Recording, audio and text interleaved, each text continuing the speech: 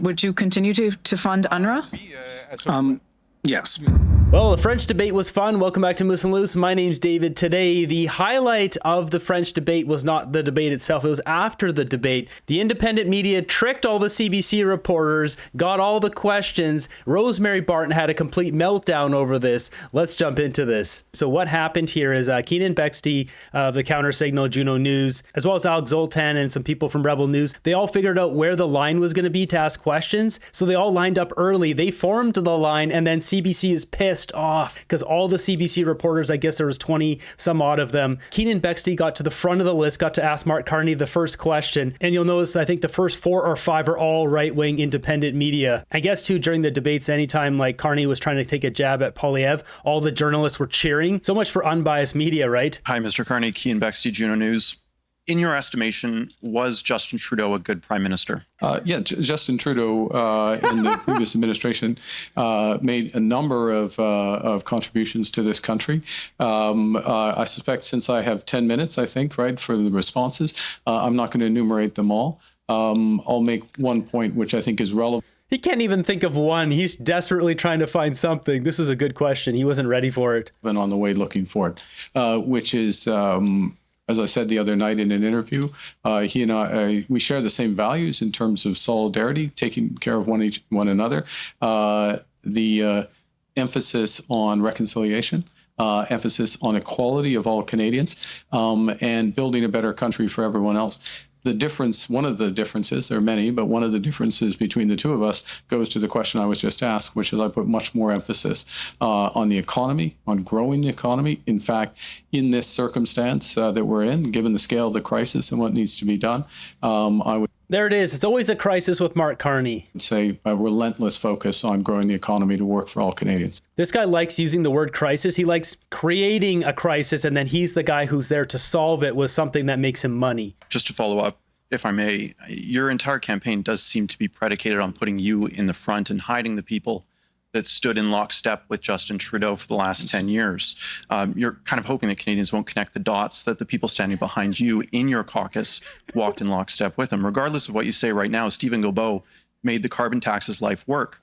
The man that moved Paul Bernardo from a maximum security prison is now your chief of staff. I'm wondering how you reconcile this and how you can trust their judgment when they thought those ideas were good ideas. I'd say a couple things to that. Woo! If you look at his hands when he was being asked that question, he was going like this. He doesn't like that question. Rather odd question.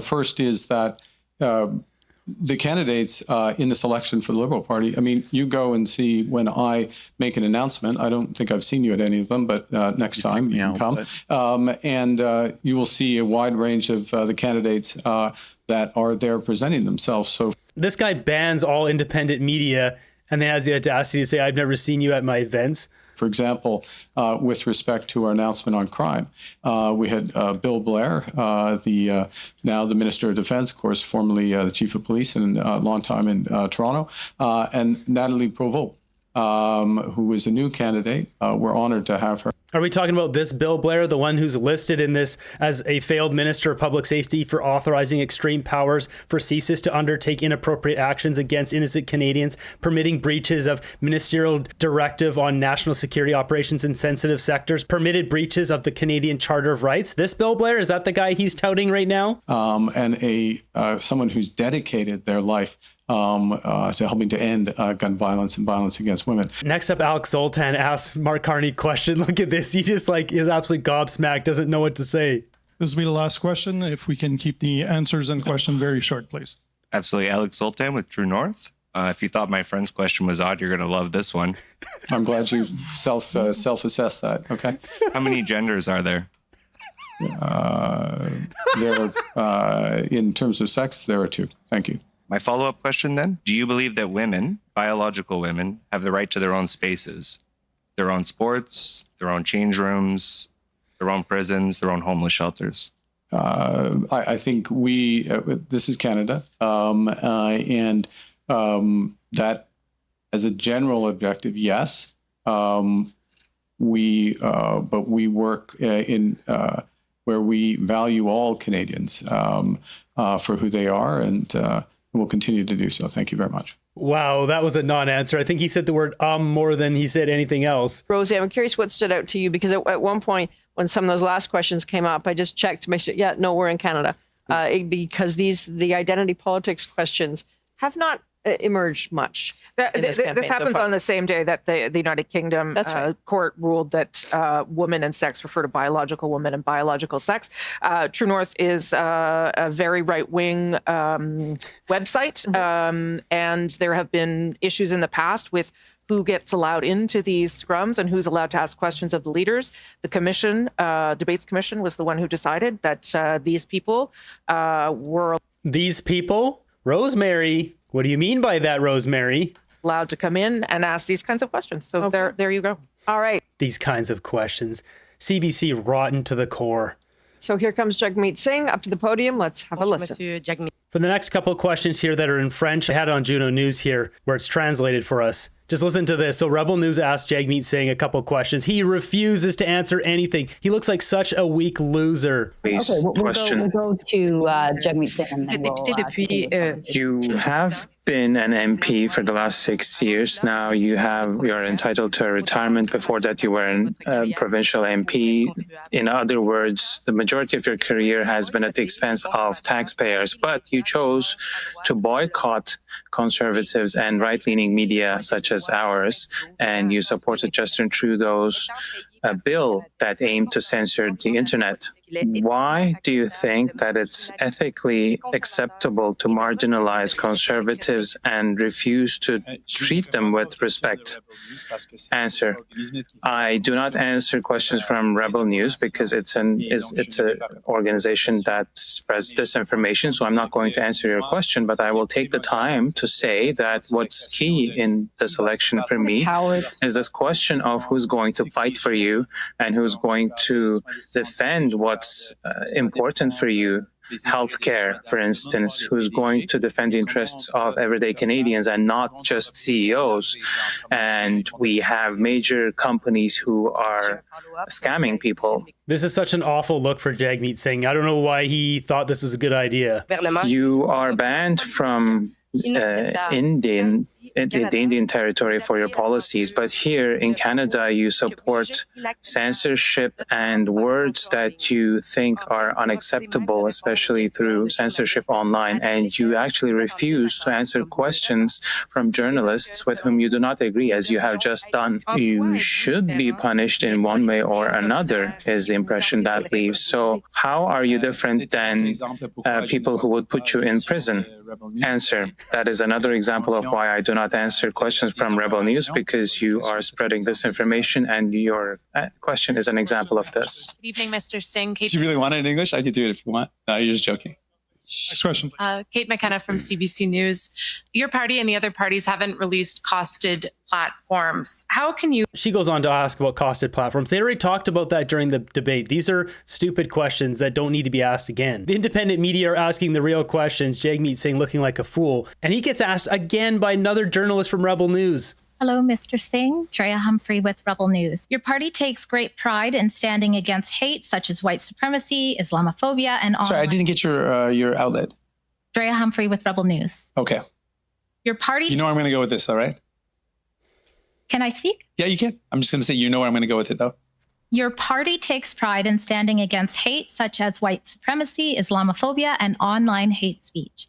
Yet you stay silent about ongoing attacks against Christians, even after Conservative MP Jamil Javani's order paper question revealed that over 200 churches have been targeted by arson and vandalism since claims of remains being discovered at former residential schools swept the nation in 2021. These claims have been disproven by bands that excavated and remain unproven by those that have not. Will you condemn the rise in acts of hate against Christians today and explain what your party will do moving forward to keep Christians safe from hate in Canada? This is such a brilliant question. She knew full well that Jagmeet wasn't going to answer it. She was just using this platform to clear up this nonsense that the mainstream media created and won't do a retraction on. This was a brilliant move by Rebel News. Again, thank you, but I'm not going to respond to an organization that promotes misinformation and disinformation like Rebel News. So no, I'm not going to respond to your question. Please keep the questions and answers short. We're just getting up to the time. Perhaps you didn't hear me.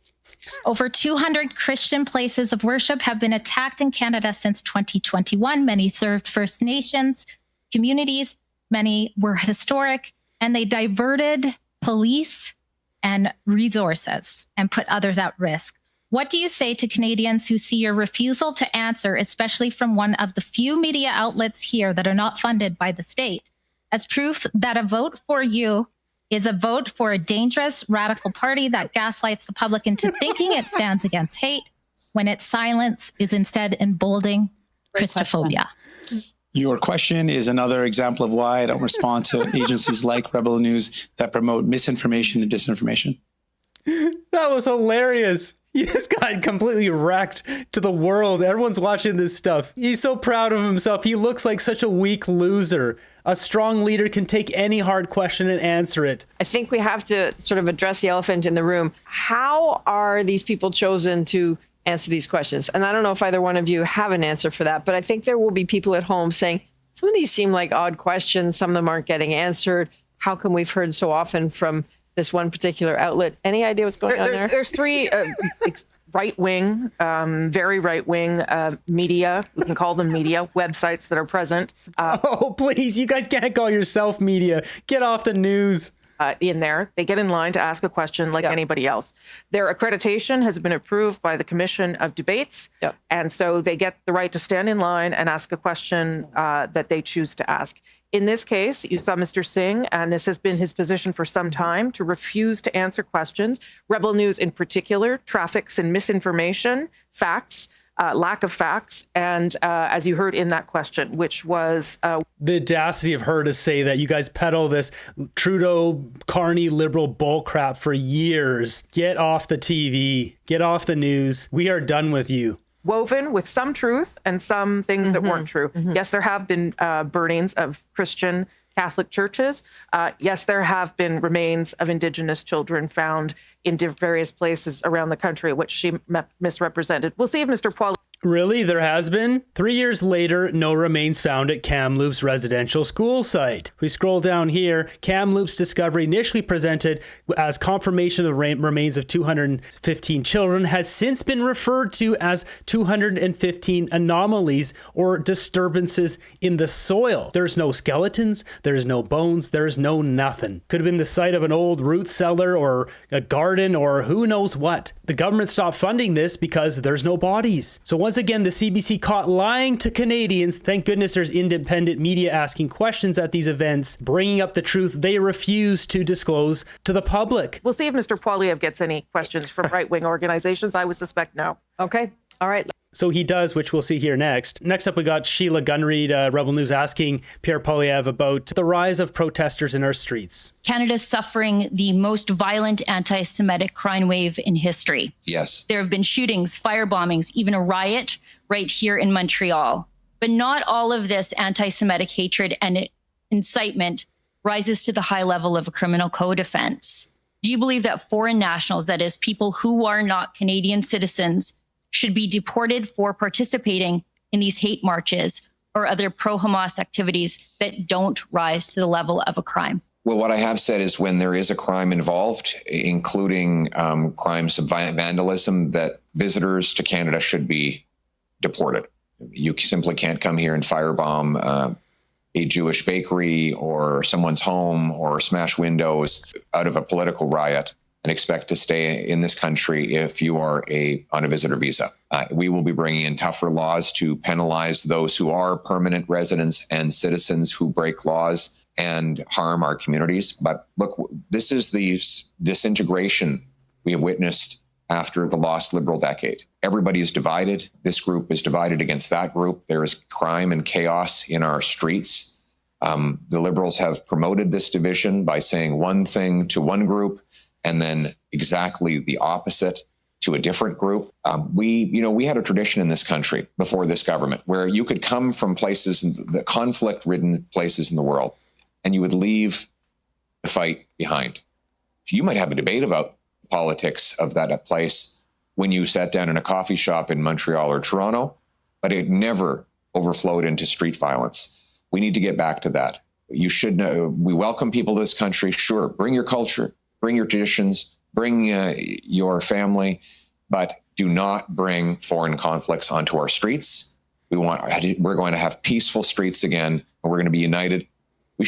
All of us should consider ourselves Canadian first and put foreign divisions behind us. Yeah, strong responses the entire night. He's just knocking this out of the park. This is some very dangerous rhetoric. Listen to what David Cochrane says here next.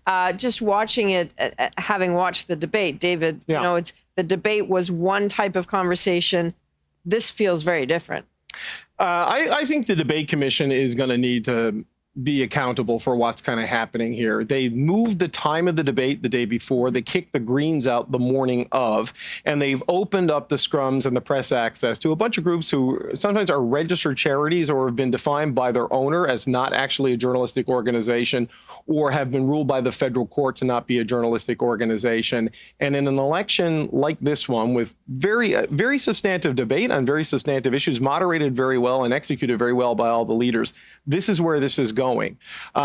Oh, really? Is this where this is going? Or are we talking about China trying to help Mark Carney to win, you schmuck? I'm so sick and tired of these losers, the absolute boneheads, desperately trying to protect their big paychecks instead of Canadians actually getting out of the horrendous state our country is in. I think I would like an explanation as a journalist. Cochrane's out of control. Anything of substance that you heard there policy-wise, or that you've heard tonight that you hadn't heard before? Not in any of these scrums, because they are being taken over by other agendas, right? And not, I think, necessarily helping a broad swath of voters. Some people maybe do want to hear some of these questions and answers. She's ridiculous. She needs to get off the air. But broadly, I don't think they represent sort of what the ballot box question is about. We can talk more. Yeah. All right. You're not going to win. We're going to squash you guys. We are going to spread our message far and wide. You guys are done. Now, jumping over to the debates. If we were to sum this up, Blanchette was number one because, well, he's fighting for Quebec. So he's bound to win this debate. Pierre Poilievre, though, strong performance. He was right there with him. Jagmeet, you put him third. I mean, he speaks much better French than Mark Carney, and Mark Carney just stumbling around. He was getting dogpiled on by both Blanchette and Pierre, also Jagmeet. A lot of people saying that his French is bad. You can't understand him. He came with canned phrases. Mark Carney failed miserably at this debate. So to tee up this question here, Mark Carney's asked about housing and how he's going to solve it, and he ends up just getting absolutely decimated by Pierre Poilievre. But Mr. Carney, 500,000 housing units. And we need to get started so that we can get the housing market working better with a reduction in bureaucracy at the municipal level and in fees. But we are proposing a new institution, Build Canada Homes, which is going to build affordable homes using lumber from Quebec, using lumber from British Columbia, using Canadian wood, and using new Canadian technologies. We are going to create a new industry. This guy speaks in such vague terms. He's just the biggest charlatan out there. To me, say 500,000 units. I mean, I could say 800,000, 400,000.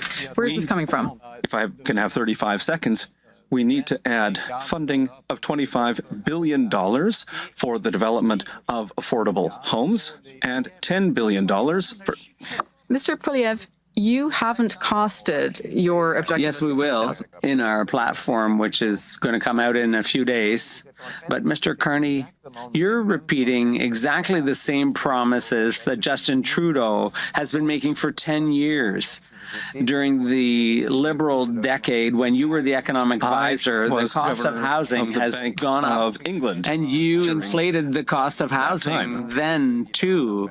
You have a terrible record in England for real estate costs there, real estate prices. The problem is that the Liberals want to build bureaucracy. Mark Carney thought he'd stick his chest out and say, oh, I was the governor of the Bank of England. Pierre Poilievre just obliterated him. So we've got that here. Mark Carney, rising housing prices pose biggest risk to recovery. Bank of England governor says shortage of homes is driving up prices, with home building half the rate in his native Canada. So he's blaming the supply. Just wait for this. Housing prices have risen their fastest in more than 6 years, climbed 8.9% year on year, adding to worries about the property boom as Bank of England governor became the latest senior figure to express concern. So it goes on to say here, Mark Carney warned Sunday that the housing market posed the biggest risk to Britain's economic recovery as a shortage of new homes drives up prices. Fast forward to this article here, says Bank of England finally admits high house prices are determined by finance, not supply and demand. Bank of England confirms positive money analysis of housing affordability, what they've been arguing a long time, that housing are assets, price of which not determined by simple textbook supply and demand. It goes on to say, unfortunately, even the Bank of England has fallen into this habit at times, with Governor Mark Carney repeating statements such as the underlying dynamic reflects a chronic shortage of housing supply, which the bank can't tackle directly. But research from the Bank of England's own staff suggests Carney should have known better, and perhaps the bank itself has been complicit in pushing house prices out of reach. Housing assets are not goods, taking the theory to the UK data. It goes on to say they constructed a 20-year model that shows that housing scarcity played almost no role in the national level since 2000 in rocketing prices. It says rather, the bank's researchers confirm that our view of high prices are driven by a role of finance, in particular the role of the central bank's own monetary policy, i.e. historically low interest rates, in driving up house prices. If interest rates are low, it's easy for anyone to get in. There are also the rate of immigration if there's too many people coming in, and those people also have money to buy houses. So there's an element of supply and demand, and that article does suggest like it's not just one thing. That's what they're saying here basically, and that the Bank of England has a major role in this. And Mark Carney didn't want to take credit for this, even though it's his face all over it. So it's great to see that Pierre just completely dinged him on that, and he was puffing his chest out. The reason why housing has become so expensive today is because of taxes and bureaucracy. I will eliminate the GST on new homes. I will incentivize cities to free up land and accelerate permits so that we can build your home. Mr. Singh, then Mr. Carney. Let us talk records. Mr. Poilievre, you were yes, housing absolutely. minister. How many The voice they chose for Jagmeet Singh is hilarious. homes did you build? Over 200,000. I'll tell you, 6. You built 6 homes. It sounds like a Muppet. 200,000. 6. 200,000. We cannot believe what you you're asked saying. a question. Can I answer I cannot it? believe, Mr. Poilievre. He only built 6 homes. 200,000. When he was in power. Can I answer? We know the answer. Can it's I 6. answer? It was 200,000 that year, and the cost of the average home was $450,000. So thanks very much for reminding everyone of my record. It was a good record. During the 10 years. Jagmeet Singh's a chronic liar, so he lies in this throughout it, and Poilievre has to keep correcting him while he's lying. And after the debate, they even asked Jagmeet, do you have evidence for your claims that Pierre is going to defund healthcare? And he just mumbles. Jagmeet is a disgrace. The Conservatives were in power. Rent doubled. Housing costs. The voice on this is hilarious. Fortunately, Mr. Carney benefited from the housing crisis when he was the board chair at Brookfield Investments. His company benefited from the housing crisis by buying up affordable buildings and tripling rents. Mr. Carney. So Jagmeet got a good zinger on him there. Poilievre's approach is everyone for themselves. In the COVID crisis, he said, okay, let's cut taxes, let's cut bureaucracy. This crisis, now that we're facing, the greatest crisis of our lives, he's saying, cut taxes, cut bureaucracy. In a crisis, you have to do that to a certain point. You need to have capital to catalyze investment. And with us, this guy's 2 favorite words are catalyze and crisis. Every sentence has both of those words. Small amount of catalyzing investment from the government of Canada, we can create huge private investment and a new Canadian industry. Mr. Blanchet, then. Mark Carney talks in circles, never gives any details. Another proposal that I find interesting is to allow parents who have money in savings for their retirement to take the money temporarily to help for their kids' down payment. That's not $500 billion that will be required. These are not civil servants that will be fired. So the $500 billion he's talking about here, Mark Carney made some outrageous statement that he's going to make a $500 billion investment and this money will just magically appear. You are talking about $500 billion that you intend to invest in the Canadian economy. Where is that $500 billion coming from? It's coming from a combination of investments, catalyzing investments by the government of Canada. For example, the Housing Accelerator Fund or lower charges in the housing sector. That will create a demand for private investment.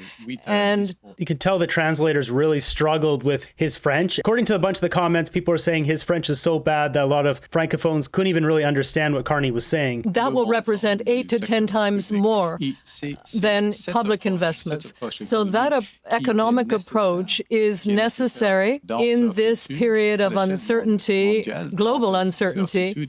This guy's ridiculous. These are all projects to enrich himself. So next up, listen to this. Mark Carney talking about giving $100 million to Gaza. And both Jagmeet and Mark Carney fully support funding terror lords in the Middle East. On this subject of Palestinians and international aid, would you continue to fund UNRWA? Yes, we are in a situation where we need to have an immediate ceasefire. We need to have all the hostages returned, and we need to resume humanitarian aid to Gaza. And at this time, we have $100 million from the Government of Canada that is ready to be provided in humanitarian aid to Gaza with organizations that are working there. And that's from the Government of Canada, aka you mean our money, taxpayer money. You're not going to help Canadians. You're sending it over to Gaza to fund terror lords. UNRWA is an organization that helps people out on the ground there. Unfortunately, some of the people in there were people who went over and eliminated Jewish people in Israel during that event in October. Money that goes to UNRWA directly funds terror lords. Key. And I agree with Mr. Singh. There are only a couple of groups that are working in Gaza right now. So if you cut UNRWA, which might be an imperfect organization, but if you cut aid to them, how can Canada help Palestinians? With not-for-profit groups, NGOs that will deliver the services directly to Gazans. The only group on the ground. I'd like to because it's a waste of money when that money that's not even getting to the people. I will start by saying, if there's anyone in an organization with a problem, then yes, that should be investigated. But what you said about UNRWA was disgusting. This is the only organization that is helping out people on the ground. And you This voice is so perfect for Jagmeet. Painted the entire organization with the same brush, calling it a terrorist organization. That is unacceptable. That is hateful, and it is entirely inappropriate. Mr. Carney, why should we send $1 over there? We shouldn't be sending any money over there. No more money to Gaza, no more money to Africa. And that's how I feel. I don't think we should be giving any money to any other country when we're not taking care of our own people properly. Whether it's homelessness or the street candy problem, I mean, just across the street, I go into the forest and there's garbage there, and what's in there is full of needles. Now you can't even use the forest trails because there's needles getting embedded in the trails. We have major problems that need to be fixed in this country, and sending $100 million to Gaza doesn't fix that.